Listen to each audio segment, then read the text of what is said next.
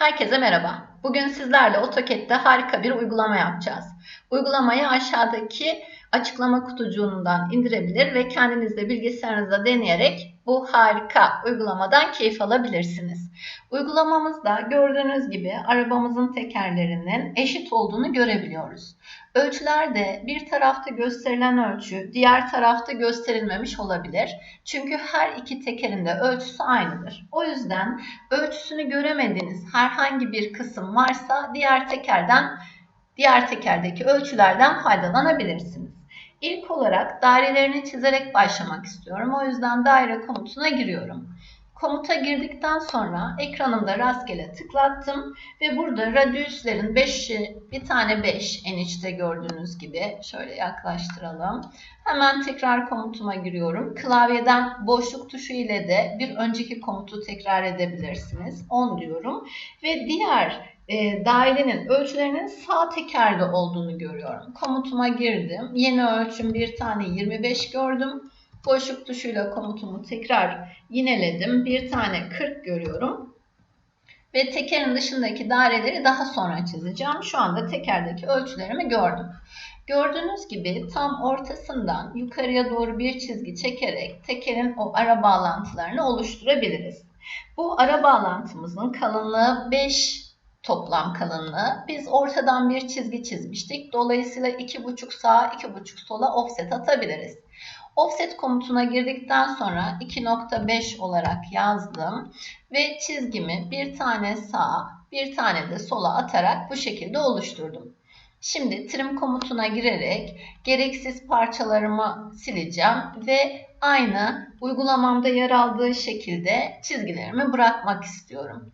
Trim komutunda eğer 2022'den önce bir versiyon kullanıyorsanız komuta girdikten sonra Enter tuşuna basmanız gerekiyor.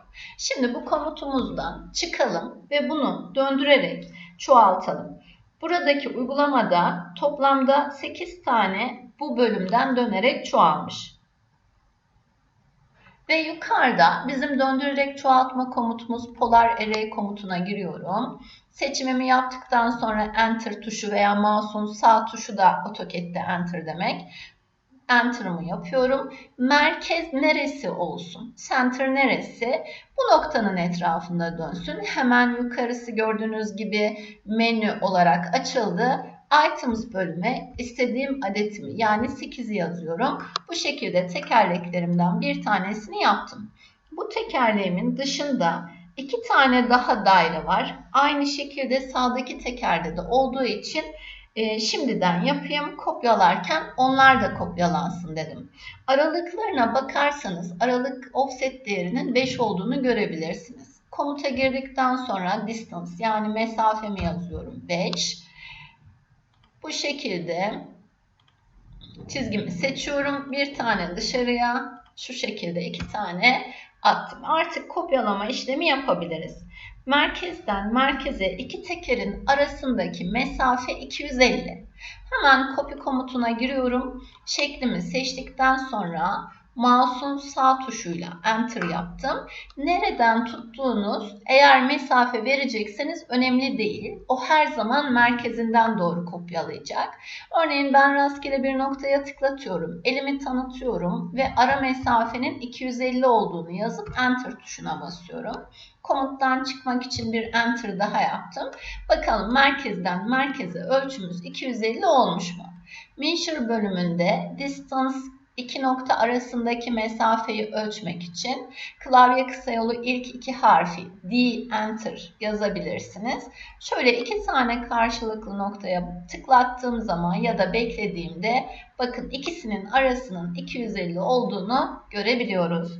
Şimdi arabamızın arka bölümden veya ön bölümden nereden isterseniz çizimini yapabilirsiniz. Örneğin ön tekerin olduğu kısımda ortadan 78,09'luk bir yukarıya doğru ölçü görüyoruz. Hemen tıklatıyorum. Elimi yukarıya doğru tanıtıyorum. 78,09 yazıyorum. Daha sonra sol tarafa doğru yukarıdaki ölçüden kontrol edin. 100 yazıyor. Ve yukarıya doğru 1.75 artı bir tane de 5'lik bir offset değeri olduğu için 80 yazıyorum. Yani ben dışarıya kadar gittim. Sol tarafa doğru 210, aşağıya doğru 128.07 yaptım. Ve bu çizdiğimi şöyle karşıya kadar birleştirdim. Arka kısımda şu bölümde bir yuvarlama yani bir radius görüyoruz. Radius 30. Bu bölümü biz yukarıdaki köşe yuvarlama komutumuz fillet komutuyla yapabiliriz. Komuta girer girmez hemen aşağıdan radius değerimi ayarlamak istediğim için radius seçeneğini seçtim ve olmasını istediğim radius 30'u yazıp enter'a bastım. İki çizgime de tıklatarak bu şekilde bir köşe yuvarlaması yaptım. Aynı şekilde şurada bir yuvarlama görüyorsunuz. 20 olacak şekilde. Yine komutumu yuvarlamak için komutuma giriyorum. Aşağıdan radius diyorum. Radius değerim 20 olduğu için 20 yazıp enter diyorum. Ve bu iki çizgimi de tıklatarak seçiyorum. Şuradaki bölüm 5'lik mesafeyi de hemen oluşturalım. Offset'e girer girmez mesafemi yazıyorum. 5 enter ve şu şekilde aşağıya doğru burayı da oluşturmuş oldum. Burada baktığınız zaman tekerleklerimizin trimlenmesi için önce şu aradaki kısmı oluşturalım. Daha sonra da ona göre tekerlerimizi bir ortaya çıkartalım. Buradaki kısımda önce çok fazla trim olmaması için şu içerideki şu bölümlerini bir sildim. Çünkü bu çizgileri sonradan temizlemek istemiyorum. Şimdiden temizledim ve bu çizgiyle aşağıya doğru olan mesafenin 5 olduğunu gördüm. Offset'e giriyorum. Eğer farklı ölçülerde birden fazla offset atacaksanız aşağıdan True seçeneğini seçelim arkadaşlar. True'ya girince direkt mouse'unuzun şekli küçük kutu yani seç oldu. Çizgine tıklatıp elini aşağıya doğru tanıt ve ilk mesafeni gir. 5 enter. Sonra yeni mesafe için tekrar çizgine tıklat. Elini aşağıya doğru tanıt ve 20 yaz. Tekrar yeni mesafen için çizgine tıklattın, elini aşağıya tanıttın ve 5 yazdın. Bu şekilde birden fazla ölçü değeri girerek offset komutunu kullanmış oldum. Geldim şimdi trim komutuyla önce şu tekerleğimin dışını bir güzelleştireyim. Daha sonra aynı şuraları da boşaltayım ki güzel görünsün. Bu şekilde gayet güzel bir şekilde oluşturduk. Sağ tarafta şurada böyle içe doğru yine bir radius görüyorum 35 olarak. Hemen köşe yuvarlama komutum fillet komutuna gireyim. Aşağıdan radius seçeneğiyle radiusumu 35 olarak ayarlıyorum. Ve buradaki iki tane çizgime tıklatarak köşe yuvarlamasını yapıyorum. Bunların arasındaki mesafenin 5 olduğunu gördüğüm için hemen offset komutuyla 5 enter diyeyim ve buradan aşağıya doğru bu köşe yuvarlamayı da sağlayayım. Şimdi trimleme işlemine geçmeden önce burada 45 derece açıyla bir çizgi görüyorum. Aşağıdan derece ayarım için polarımı yanındaki oktan açtım. 45'im seçili. Çizgi komutuna girdim. Tam ortadan şöyle rastgele boyutta bir çizgi çektim. Artık trim komutuyla gereksiz çizgilerinizi silebilirsiniz. Komuta girdikten sonra aşağıda kalan bu parçalarımı güzelce ve yine aynı şekilde burada istenmeyen parçalarımızı güzelce temizliyoruz. Bakın gayet şık oldu. Buradaki çizgiyi ölçü için kullanmak istiyorsanız kalabilir. Ölçü vermeyeceğim, sadece arabayı çizeceğim diyorsanız bu çizgiyi temizleyebilirsiniz. Aynı şekilde buradaki çizgimizi de isterseniz hazır trim komutundayken temizleyelim dedik. Ve böylece arabamızın tekerleklerini de güzel bir şekilde oluşturduk. Şimdi arkadaki kısımdan baktığınızda aşağıda şöyle 65'lik bir ara çizgi görüyorum. Hemen onu oluşturmak için offset'ime gireyim. Mesafemi farklı vereceğim için true diyeyim. True'dayken hemen önce çizgimi seçiyorum. Elimi tanıtıyorum, 65 diyorum. Tekrar çizgimi seçiyorum. Elimi tanıtıyorum ve 65 diyorum. Çizgimi seçtim. Elimi tanıttım. Yeni değerim için 10 yazdım. Bu şekilde bir tane daha kalmış. Şuradan da bir 65 diyoruz. Bu şekilde ayarlamış olduk. Fakat çizgilerim aşağıya kadar uzaması gerekiyor. Hemen uzatma komutuyla uzatalım. Trim'in kendi için bünyesinde extend isimli bir komut var. Klavyeden ilk iki harfini yazarak da komuta girebilirsiniz. 2022'den önce bir versiyon kullanıyorsanız extend komutuna girince de enter yapmanız gerekir. Komuta giriyorum. Burada uzamasını istediğim çizgilerin üstünden mouse'uma tıklattım ve elimi tanıttım sadece. Bu şekilde yaptım. Tekrar trim komutuna gireyim ve şu aradaki istemediğim parçaları da şöyle güzelce temizleyeyim.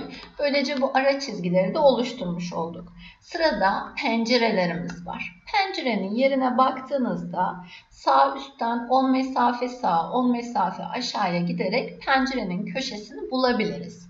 AutoCAD'deki mantık her zaman referans çizgiler kullanılmalısıdır. Hemen çizgi komutuna giriyorum. Şu köşeden üstüne çizebilirim. Sonra sileriz. Sağ tarafa doğru 10 mesafe, aşağıya doğru 10 mesafe yazdım ve komuttan çıktım. Böylece penceremin köşesini bulmuş oldum. Penceremin x mesafesi 45, yukarıdan aşağıya olan y mesafesi ise 55.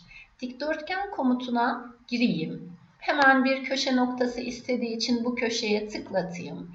Elimi tanıttığımda rastgele bir dikdörtgen görebiliyorum. Ölçü verebilmek için aşağıdan Dimension bölümüne mouse'unuzla tıklatabileceğiniz gibi klavyeden hangi harfi büyükse onu yazıp Enter'a da basabilirsiniz. Yani D-Enter'da diyebilirsiniz. Siz Dimension'a girince ekrandaki dikdörtgeniniz kayboldu ama ölçüleri verdikten sonra gelecek. Önce X mesafesi yazılır. 45, Enter. Sonra Y mesafesi yazılır. 55, Enter. Elini aşağıya doğru tanıt, mouse'unu tıklat ve bu şekilde dikdörtgenini onayla. Dilerseniz şimdi şu köşelere çizdiğimiz fazla çizgileri seçelim ve yukarıdan silgi komutu ya da klavyeden delete tuşu ile silelim. Dikdörtgen komutuyla çizdiğiniz için şeklin üzerinde beklediğinizde dikdörtgeninizin bütün olduğunu, birleşik olduğunu görebilirsiniz. Birleşik çizgilere polyline diyoruz ve bunun özelliği aynı anda bütün köşeleri bir kerede yuvarlayabilirsiniz. Örneğin pencerelerimizin köşelerinin yarıçapı 5 gözüküyor. Hemen kenar köşe yuvarlama komutuma giriyorum. Aşağıdan radius'umu ayarlamak için radius diyorum. 5 enter diyorum. Ve şeklim birleşik çizgilerden oluştuğu için yani polyline olduğu için benim şeklim polyline diyorum. Çizgimin üzerine tıklatıyorum. Gördüğünüz gibi bütün köşeleri bir kerede 5'lik radius atmış oldunuz. Şimdi bizim pencerenin içeriden ölçüsü 45'ti.